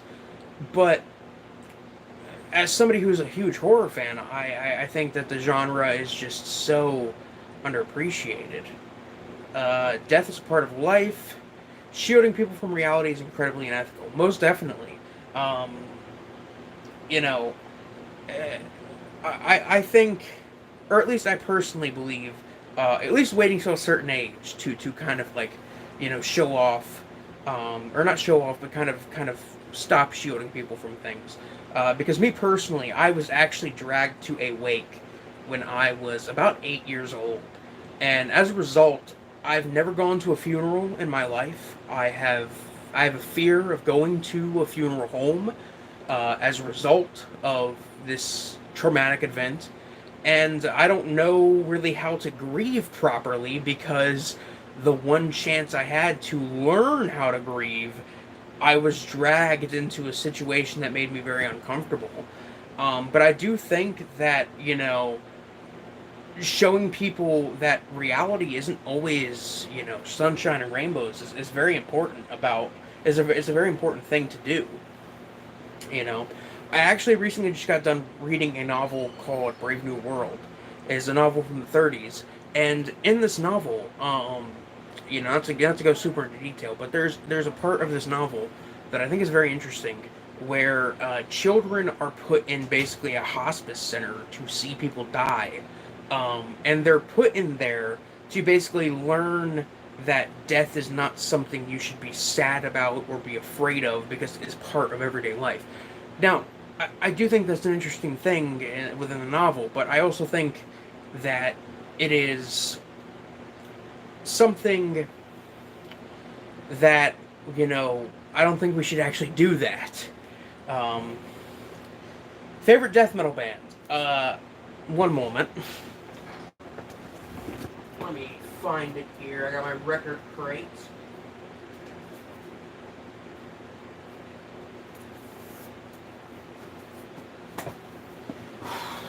If I had to say my favorite death metal band, probably Death.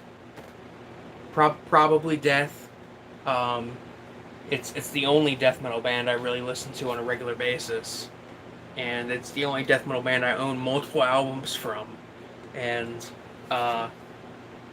one of my favorite albums of all time, one of my favorite metal albums of all time, is Spiritual Healing from Death. But still, Death. Fucking, I love the cover art for Scream Bloody Gore. This album is really, on top of it being like one of the first death metal albums of all time, it is also an extremely beautiful album in terms of its cover art. And This is the this actual version of it is like the recent new repressing of it. But still, we also got Human here, which is another really good one. What's Human got on it? Suicide Machine is like the best track on Human. But yeah, Death is probably my favorite death metal band.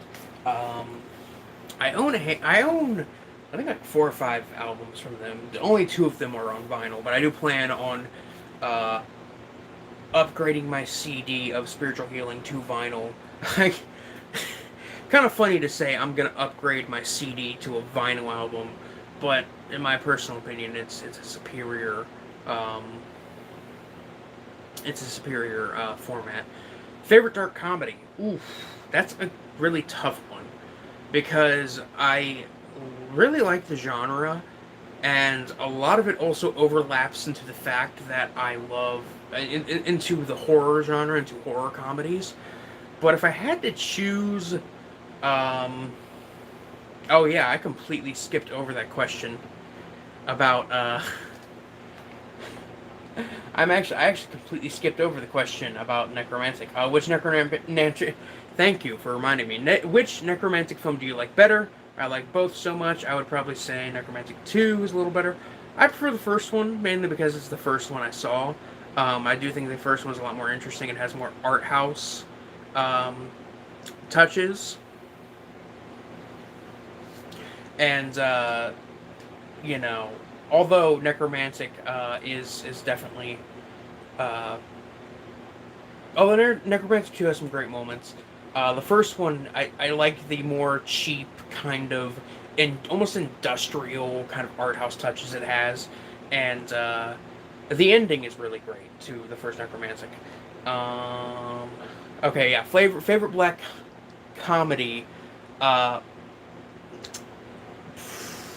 and Death of a Porno Gang is up there for me. I'm gonna have to actually look at something here real quick. I have a list of like my favorite movies of all time. I'm gonna have to go through and see which ones are dark comedies because I cannot remember most of this list. I cannot remember this list off the top of my head.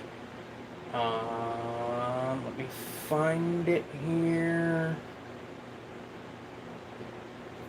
The ending of Necromantic 2 had me howling with laughter. Yeah, the ending of Necromantic 2 is wait a minute, let me make sure that it is Necromantic 2.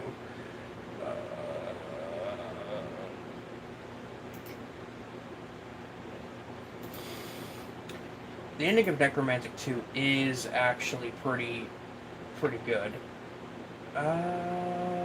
Movies that will ruin your day.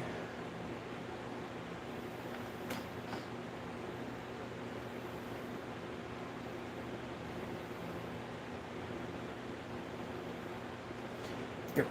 Top favorite movies.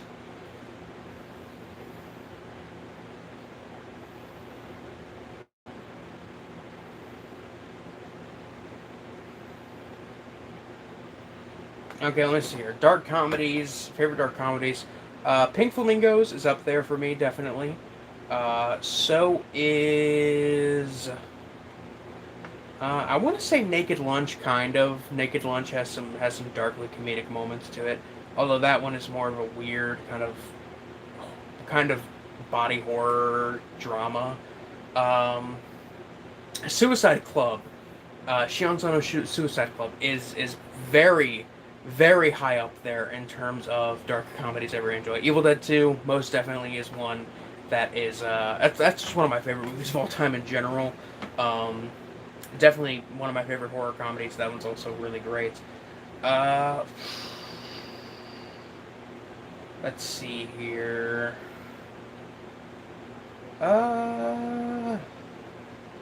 Cat in the Brain. A Cat in the Brain is definitely one that I really like as a dark comedy. Tucker and Dale vs. Evil was really great. Trying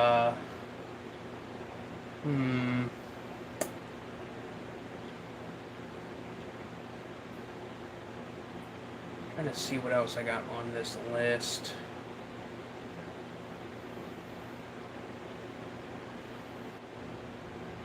Okay, disconnected for just a second there. Greedy Guts, aka Little Otik, is one that I really enjoy from the director Jan Svankmajer, who is a really great Chechenian director. If it counts, Ghostbusters has some really impressively scary moments. Yeah, that movie scared the hell out of me as a kid, actually. Oh, how could I forget when talking about dark comedies?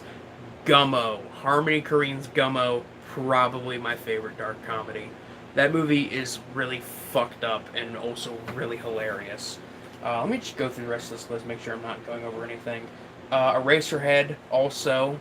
Gummo is a comedy. I mean, yes, kind of. Gummo has some really good comedic moments in it. Although the moments kind of mix with absurdism. But there's also moments that are also like depressing, simultaneously depressing and disturbing and funny. I think one of the best kind of simultaneously depressing and hilarious moments is in terms of black comedy. I love Trashfire. Trashfire is a great one. What was that scene?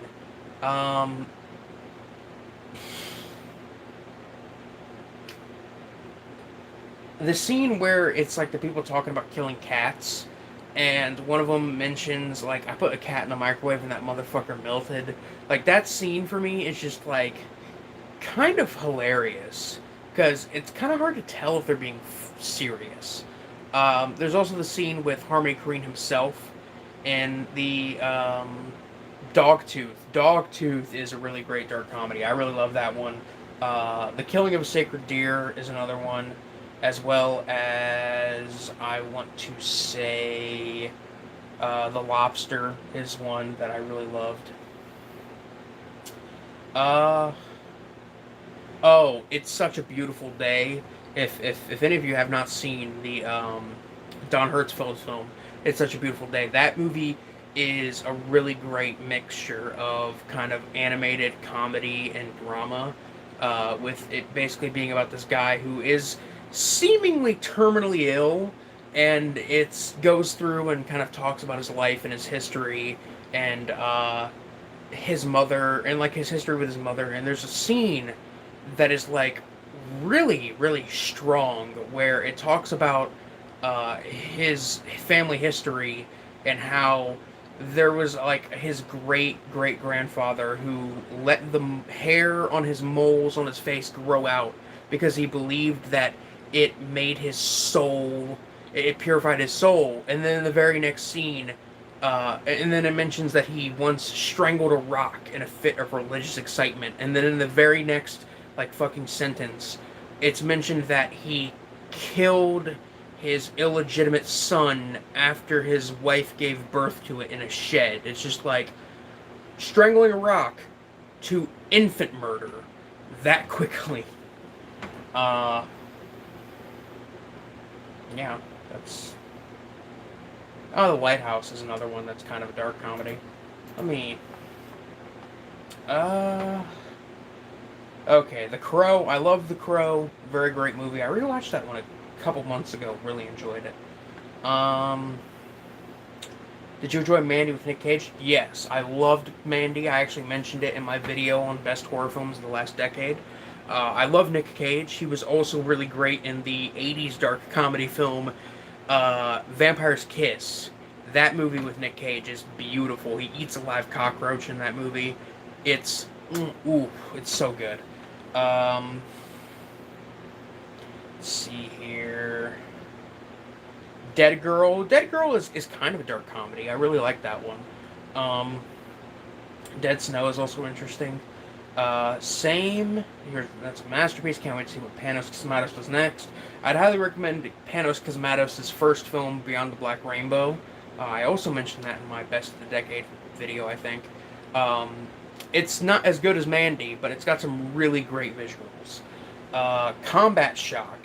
I've seen it uncut. It's kind of boring, but has a great atmosphere. I actually own the Blu-ray release of Combat Shock from Severin Films, which was a limited release. Let me just see something here. Okay.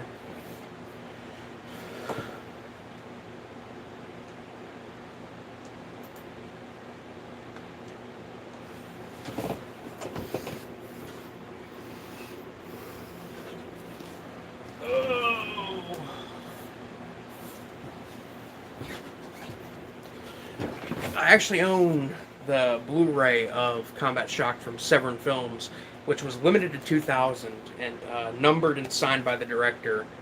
And this is a very good version of it. Kind of sucks that this film, that this version of it is limited, because this restoration of Combat Shock is like the best version of the film out there, and the color correction on it is really great.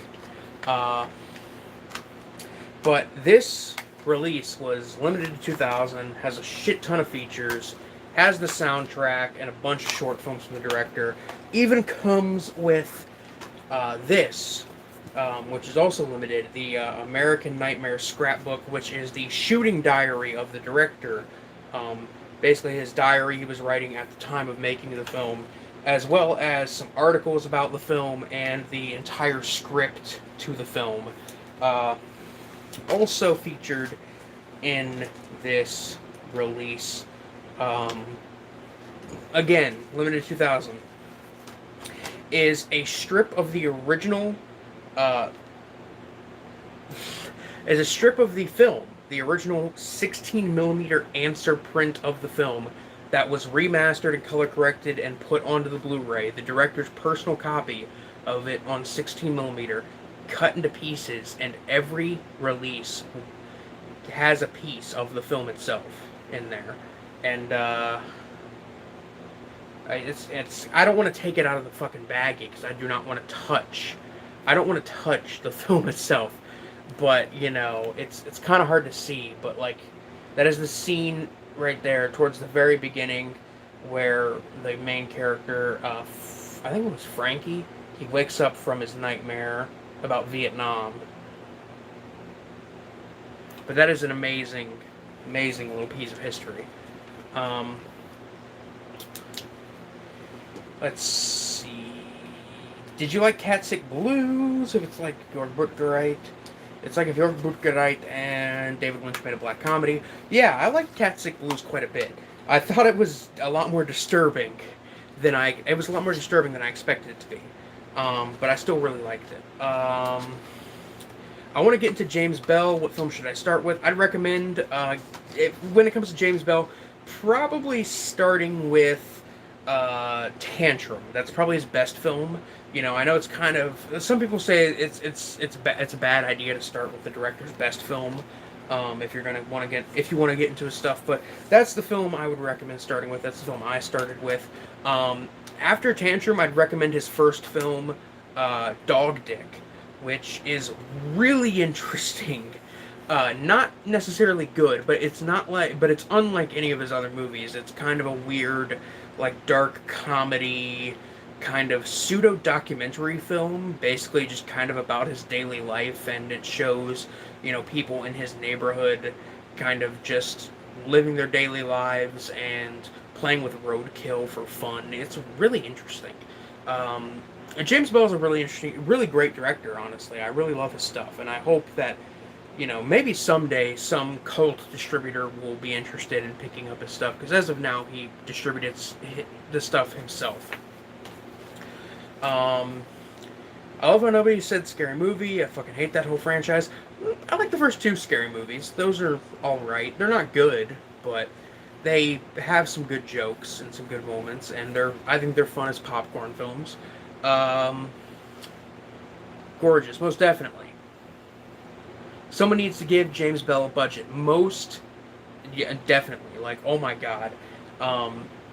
I remember talking to Lewis from Masker Video when I went to my first Cinema Wasteland, and he asked me if I had seen any of James Bell's stuff, and he said that he wanted to get, I think it was like the cinematographer for Nurse Jill, and James, and give James a budget, and then just have the cinematographer for Nurse Jill, which that film was very well shot. Love Nurse Jill. But have the cinematographer from Nurse Jill just shoot James doing whatever he fucking wanted with the budget. And I would have loved to have seen that personally. I really love James Bell's stuff. And he needs a budget. He doesn't even crowdsource or crowdfund his movies. He does this all out of pocket, and he is really great.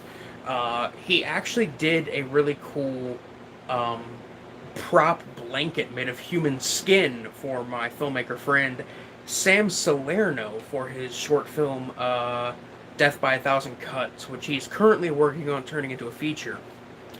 Death by a Thousand Cuts, really great short film. I don't know if it's going to get released eventually, but as of now, there was just the limited to I think like 100-copy DVD release from Toxic Filth Video that was out, which is now sold out and out of print. I didn't even get a fucking copy. I was too lazy to jump on it, but here we are now, and